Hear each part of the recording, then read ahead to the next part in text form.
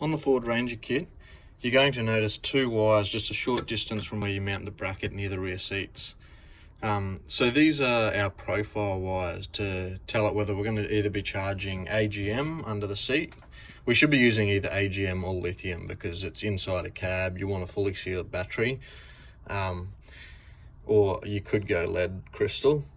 If you're going to use AGM or lead crystal, you want to leave the wires exactly as they are now and probably slide these up like this. This is just heat shrink, and with a cigarette lighter you could shrink those down over the terminals to insulate them. If you wanted to go for lithium, to set the charger into lithium profile, we're going to want to join these two wires together. So to do that, we'll probably take one of the heat shrinks off and discard it, plug these two together,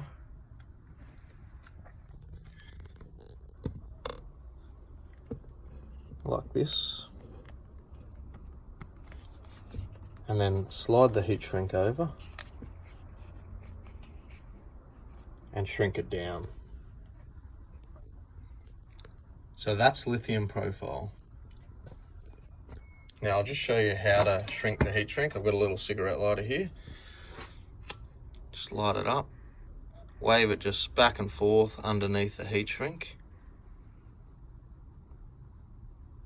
Just work your way up and down. Be careful not to burn the wires. Just move back and forth.